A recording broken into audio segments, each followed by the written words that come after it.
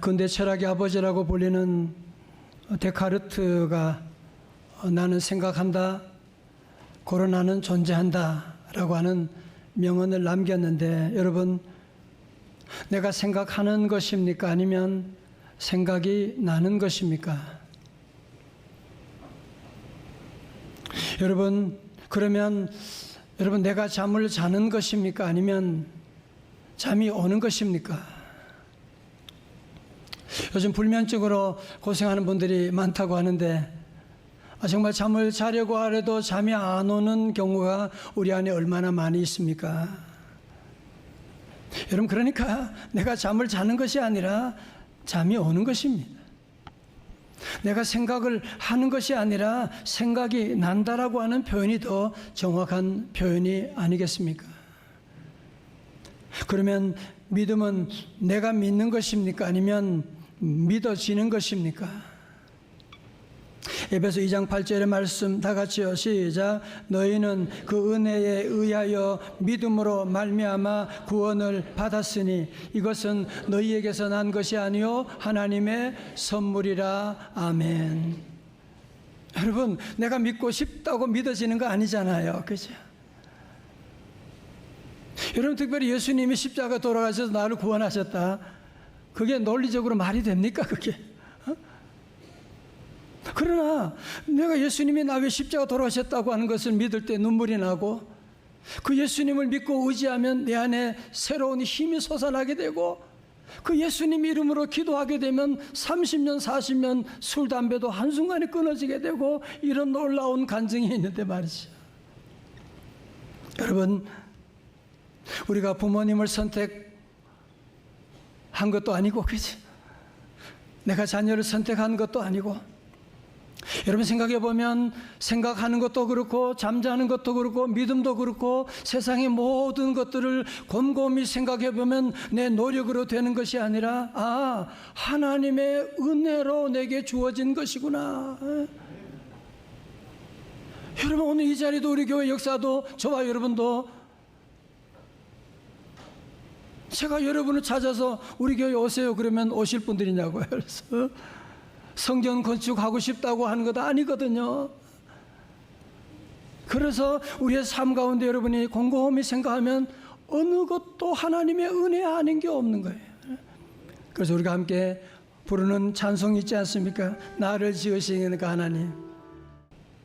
여러분, 그게 무엇이냐면 오늘 시편 116편 12절의 말씀, 우리 세 번역으로 다 같이, 오늘 여절인데요, 같이 크게 시작. 주께서 나에게 베푸신 모든 은혜를 내가 무엇으로 다 갚을 수가 있겠습니까? 아멘. 여러분, 저도 그렇잖아요. 여러분도 다 은혜 받으면 가만히 있을 수 없잖아. 그 은혜를 뭔가 갖고 싶은 그런 마음이 누구나 다 있는 것인데, 오늘 이 시인도 마찬가지예요. 이 시인이 지난날 받은 하나님의 은혜가 얼마나 놀라우냐. 8절의 말씀 보니까 주께서 내 영혼을 죽음에서 건져주시고 내 눈에서 눈물을 거두어 주시고 내 발이 비틀거리지 않게 하여 주셨으니. 시인도 지난날 죽을 고비를 많이 겪었다는 거잖아요. 큰 슬픔의 그런 사건들도 있었고, 그럼에도 불구하고 비틀거릴 때도 있었지만 우리 주님이 건져주셨습니다. 오늘 저와 여러분의 고백이 이거 아닙니까? 여러분도 죽음의 고비를 얼마나, 순간순간 얼마나 많은 위기가 있었는데, 슬픈 순간이 좌절하는 순간도 있지만 우리 하나님이 우리를 건져주신 줄로 믿습니다. 9절에 나는 생명의 세계에서 주님 보시는 앞에서 살렵니다. 10절 다 같이요. 시작. 내 인생이 왜 이렇게 고통스러우냐 하고 생각할 때에도 나의 믿음은 흔들리지 않았습니다. 아멘. 고통스러운 상황을 너무너무 많이 겪었어요. 억울한 순간도 겪었고 죽음의 순간도 지났고, 그럼에도 불구하고 이제 깨닫게 된 거야. 하나님은 살아계셔. 그 하나님은 나를 사랑하셔, 그 하나님은 내 기도를 들어주셔 라고 하는 이 놀라운 사실을 깨닫고 하나님의 그 은혜를 깨달으면서 오늘 시인은 이제부터는 내가 하나님께서 내게 베푸신 은혜를 내가 무엇으로 갚을까요? 라고 하는 그런 고민 가운데, 그런 목표 가운데 살아가겠노라고 그는 다짐하면서 다시 한번 시편 116편 12절의 말씀 시작. 주께서 나에게 베푸신 모든 은혜를 내가 무엇으로 다 갚을 수가 있겠습니까? 아멘. 여러분, 다윗도 지난날 돌아보면 하나님 은혜하는 것이 없죠. 골리앗과 싸워서 승리하게 된 것도 하나님의 은혜지만 사울에게, 장인 사울에게 추격받아서 쫓겨다닐 때, 여러분, 그러나 사울에게 쫓겨다니면서 자기 안에 내면의 훈련을 받게 된 것, 그게 너무 하나님의 은혜가 아닙니까? 그죠? 여러분, 다윗도 만약에 그런 강한 그런 훈련 없이 그냥 초고속 승진해가지고 한순간에 왕이 되었다면 그 안에도 이런 사울과 같은 이런 철없는 감정적이고 무인격인 그런 지도자가 되지 않았겠습니까? 그죠? 여러분, 이렇게 생각하면 사울에게 미움받고 쫓겨다니는 것도 하나님의 은혜였네. 여러분, 그렇습니다.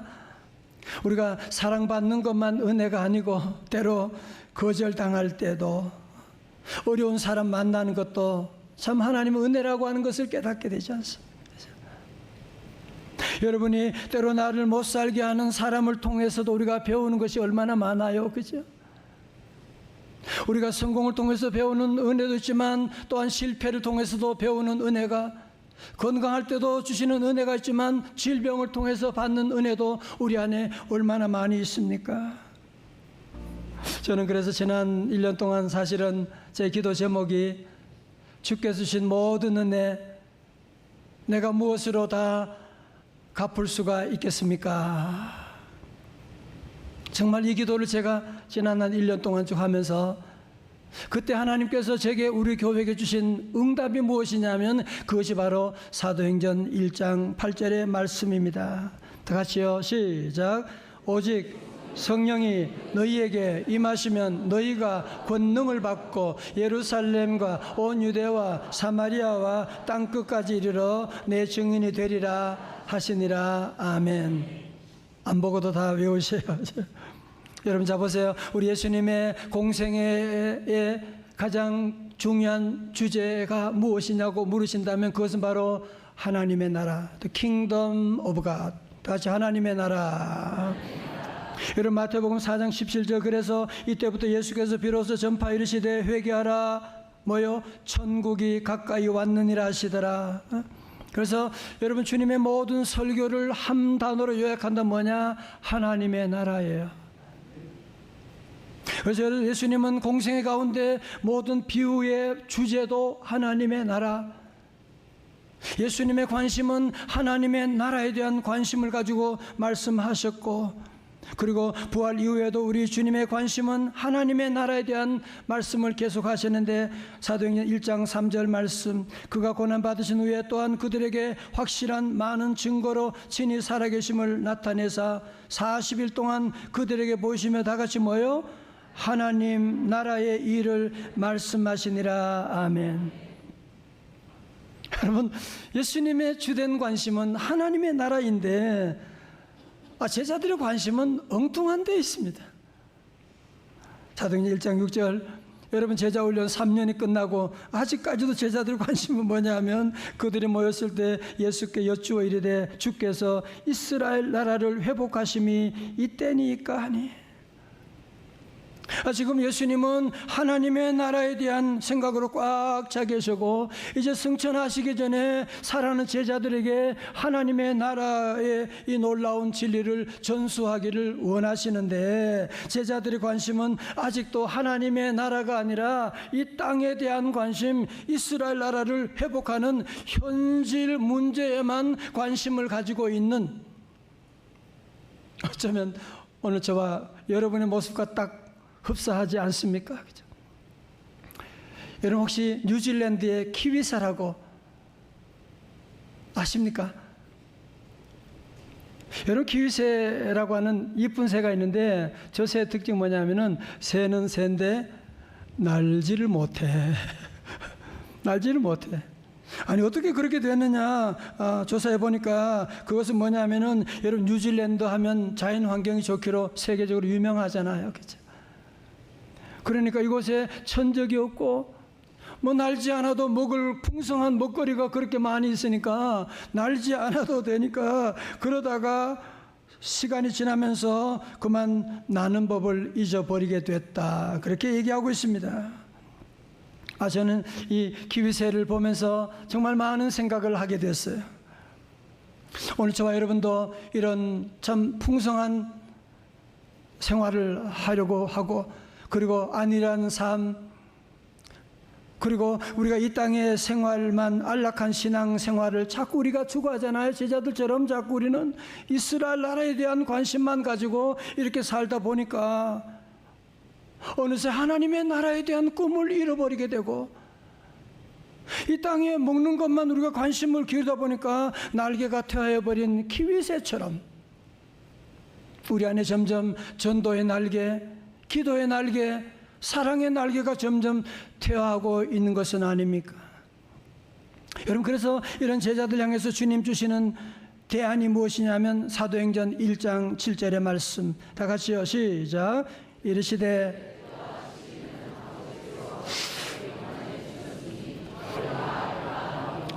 너희 알 바가 아니, that's not your business. 지금 너희가 그런 일에 신경 쓸 것이 아니야. 너희들이 먼저 신경 써야 되는 일이 무엇이냐 하면 8절의 말씀, 크게 시작. 오직 성령이 너희에게 임하시면 너희가 권능을 받고 온 유대와 사마리아와 땅끝까지 이르러 내 증인이 되리라 하시니라. 아멘.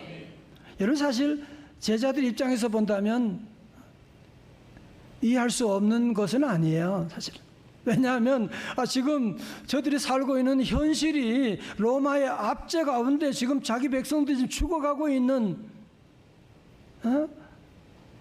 이런 어려운 현실 가운데에서 저들이 이런 생각을 하고 있는 것, 이게 정말 사소한 문제라고 할 수가 있겠습니까? 그죠? 마찬가지 우리 성도들이 이 땅에서 먹고 사는 문제, 건강의 문제, 이런 것도 여러분이 고민하고 기도하고 이런 것들을 주님이 사소하다고 그렇게 말씀하시겠습니까? 뭐 그런 걸 기도하냐고 말씀하시겠어요? 여러분, 오늘 중요한 거 여러분이 기억하셔야 됩니다. 우리 주님은 오늘 말씀하시고자 하는 것이 무엇이냐면 우선순위에 대한 말씀을 하고자 하는 거예요. 우리가 잘 아는 마태복음 6장 33절 다 아시죠? 같이 시작. 그런즉 너희는 먼저 그의 나라와 그의 의를 구하라. 그리하면 이 모든 것을 너희에게 더하시리라. 아멘. 너 의식주 문제 왜 그런 걸 걱정하냐, 그런 말씀이 아니잖아요, 그죠? 오늘 주님의 말씀은 우선순위 문제예요. 너희가 먼저 하나님의 나라와 하나님의 의를 구하게 되면 너희가 구하지 않는 다른 모든 먹을 것, 입을 것까지도 주님이 다 더해 주실 것이라고 하는 말씀이고, 영국의 캠브리지 대학의 C.S. 루이스 교수는 그런 말했습니다. 하늘을 겨냥하라, 그러면 땅을 덤으로 얻게 될 것이다. 땅을 겨냥하라, 그러면 아무것도 얻지 못할 것이다. 사랑하는 성도 여러분, 우리도 지난날 키위새처럼 자꾸 현실에 맛있는 거 먹고 안락한 생활, 편안하게 믿음 생활을 하는 것, 자꾸 그런 생각을 여러분이 가지면요, 그러면 키위새가 되는 거예요. 그러면 유럽의 교회처럼 교회 문이 닫히게 되는 그런 날이 오게 되고, 세상의 온통 악들이, 동성애, 별의별 이단들이 판치는 그런 세상이 이제 오고 있는 것이거든요. 다시 한번 우리 모두가 우리의 모습을 반성하고 다시 한번 우리의 시선을, 우선순위를 먼저 하나님의 나라, 다 같이 하나님의 나라, 하나님 나라에 여러분 우선을 두고 다시 한번 사도행전 1장 8절의 말씀으로 우리의 방향을, 우리의 관심을 돌리는 저와 여러분 다 되시기를 주님의 이름으로 축원합니다. 자, 그럼 여러분 보세요. 사도행전 1장 8절 우리 교인들 가운데 못 외우는 분이 거의 없으세요. 사도행 1장 8절에 은혜 받는 분이 참 많으세요. 그런데 사도행전 1장 8절을 외우다 보면 뭔가 거리감이 느껴져. 오직 성령이 너희에게 임하시면 권능 받고, 여기까지는 좋은데 예루살렘과 유대와, 그러면 예루살렘으로 가야 되나? 그럼 이스라엘로 땅 끝까지, 그러면 땅 끝이 어딘데, 그러면 땅 끝까지 가야 되나? 그건 난 못 가는데. 그러면서 이 말씀 외우다가 그냥 시들시들해버리는 일이 우리에게 너무나 많이 있어 왔습니다. 제가 그래서 오늘 우리 선교로 20년에 대한 말씀을 함께 나누면서 여러분들 오늘 지도를 보시면서 확실하게 오늘 이 말씀을 좀 정리할 수 있기를 바라겠어요. 이 말씀은 이 논리로는 미국의 풀러 신학교 랄프 윈터 박사님이 정리한 것인데, 여러분 설교 노트도 있으니까 여러분 한번 보시고, 중요한 요점은 그거예요. 지리적인 거리로 해석하는 것이 아니라 문화적인 거리로 해석을 정리하고 있는데요. 첫 번째로 예루살렘과 온 유대. 여러분 지도 보세요. 여러분 지도 보시게 되면 이스라엘은 크게 세 지방이 있어요. 제일 위가 갈릴리, 중부가 사마리아, 제일 아래가 유대 지방이에요. 팔도보다 더 쉬워요, 그죠? 근데 유대 지방에, 유대 거기 있는 예루살렘은 도시 이름이에요.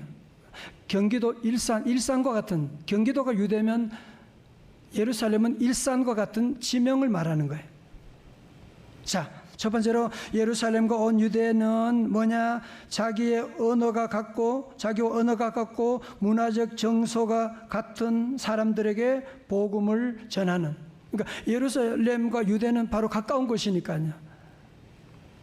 여러분, 그래서 이런 복음 증거를 미션 1이라고 말하고 동질 문화권 선교라고 말합니다. 다 같이 동질 문화권 선교. 자, 여러분 예를 들면 그런 거예요. 우리 드림 전도팀이 목요일마다 새벽에도 오후에도 전도하는데, 이게 바로 뭐냐면은 예루살렘과 유다를 선교하는 미션 1 동질 문화권 선교에 해당되는 겁니다. 자, 두 번째로 사마리아는 무엇이냐면, 여러분 사마리아는 아까 지도해 본 것처럼 결국 이스라엘 안에 있잖아, 그죠? 안에 있지만 사마리아는 이방인들과 혼혈족이고 다른 종교를 믿는 사람.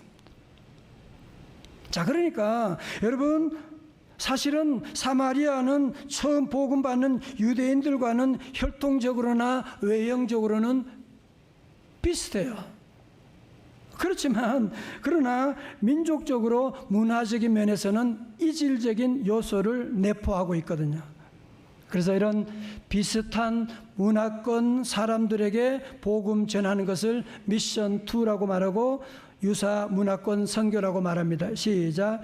유사권 선교, 유사 문화권 선교라고 말해요. 자, 예를 들면 쉽죠. 우리 교회 성도들이 지난 20년 동안, 저는 너무너무 감사해요. 저는 몇 번 가는데 너무 힘들었는데 우리 성도 지난 20년 동안 끊임없이 서울의 노숙인들 선교하는, 밤중에 가서 선교하면 낮에는 일도 못해요. 그런 순간이지만 우리 성도들이 그것이 바로 무엇이냐 하면 미션 2 유사 문화권 선교를 지금까지 해오고 있는 것입니다. 자, 세 번째로 땅끝까지라고 할 때 이 땅끝은 자꾸 여러분은 땅끝이 어디지? 스페인인가? 여러분 그렇게 생각하지 말고 이 땅끝은 문화적 정서도 완전히 다르고 이질적인 문화권 사람에게 복음 전하는. 그러니까 미션 3는 뭐냐면은 타문화권 선교요. 시작. 타문화권 선교. 예를 들면 그런 거죠. 우리가 요즘 커피 선교 기금을 모아서 우리 동두천에 있는 아프리카 난민들 선교, 그리고 이번에 우리 청년부가 필리핀에 단기 선교 가는 거, 이게 다 뭐냐면은 미션 3 타문화권 선교에 해당되는 거예요. 여러분 다 이제 앞으로 우리가 선교 20년 나갈 거니까 여러분 다 기억하시고 아마 정리가 된 것 같아요. 그래서 여러분 첫 번째로 미션 1은 뭐예요? 동질 문화권, 그죠? 예루살렘과 유다. 두 번째로 미션 2는 뭐예요? 유사 문화권 선교예요. 그죠? 사마리아. 같은 나라에 사니까요. 세 번째로 미션 3는 뭐예요? 타문화권 선교, 우리가 보통 말하는 해외 문화권. 여러분 총기가 대단하십니다. 작년 8월에 경기도 안산시 단원구의 한 거리에서 비 오는 날 파지를 실은 손수레를 끌고 가던 80대 노인에게 자그마한 분홍색 우산을 쓴 A씨가 다가와서 비를 맞으면서 자신 우산을 함께 쓴 채 1km 거리를 함께 걸었다고 합니다. 혹시 이 사진 보셨나요? 매스컴에서 우산 천사라고 하는 별명을 붙여서 이 여인은 노인에게 그것만이 아니고 잠깐 기다리라고 해서 현금까지 뽑아 건넨 사실도 추가로 알려졌습니다. 저는 목사니까 이런 뉴스 볼 때 일반 뉴스는 이런 더 이상 내용이 안 나오지만 이분이 크리스천이 아닐까, 크리스천일 거야, 그런 관심을 가지고 제가 자료를 살펴보았더니만 역시 크리스천이에요. 학교 선생님이신데 그분이 그래요. 저는 기독교 신앙인으로서 당연히 해야 될 것을 했다고 전해달라며 인터뷰를 거절했다고 하는 거예요. 그러니까 뭐예요? 이번에 미션 2 무슨 선교? 유사 문화권 선교를 했던 것이지요. 오래전에 우리 교회 치유상담대학원에 정택이 목사님이 몇 번 오신 적이 있는데 그분이 한 얘기 가운데 기억나는 한 가지 얘기했어요. 한 번은 신학교 졸업하고 한센병 환자들이 모여있는 사는 소록도에 갔어요. 젊을 때 자기가 방황하고 뭐 그러면서 정말 하나님 만나고 싶어서 소록도에 가서 예배를 드리는데 어떤 분이 뒤에서 울면서 하나님 은혜가 이렇게 놀라운디 어떻게 그 은혜를 다 갚는디요? 하나님 그 은혜 어떻게 갚는디요? 계속 울면서 기도하니까 이분이 저분은 하나님의 은혜를 복을 얼마나 많이 받아서 저렇게 은혜가 큰디 어떻게 갚는디요? 울고 그러실까? 그래서 살며시 눈을 뜨고 뒤를 돌아봤는데 그 사람은 사람 형상이 아니었습니다. 머리카락도 없고 눈썹도 없고 귀도 없고 코도 없고 구멍만 2개만 있고 박수를 치는데 손바닥이 없이 몽땅이 같은 팔목으로 치고 있는 그 모습을 보면서 전사님이 하나님의 은혜가 어떤 것인구나 하는 그것을 그가 깨닫게 되고 그 자리에서 몇 시간 통곡하며 하나님께 기도했노라고 하는 그런 이야기가 있습니다. 사랑하는 성도 여러분, 오늘 저와 여러분들이 아무리 상돈에 여러 가지 어려운 일도 많지만 오늘 시인처럼 고통스러울지라도 그래도 하나님이 주신 은혜가 우리에게 많잖아요. 그죠? 이제 더 이상 배은 망덕한 그런 사람들처럼 키위새처럼 이제 우리가 살지 말고 저와 여러분이 함께 기도하면서 내게 베푸신 그 모든 은혜 내가 무엇으로 다 갚을 수가 있겠습니까? 우리 모두 남은 삶은 우리 하나님의 그 은혜를 갚는 그런 저와 여러분 우리 교회 다 될 수 있기를 주님의 이름으로 축원합니다.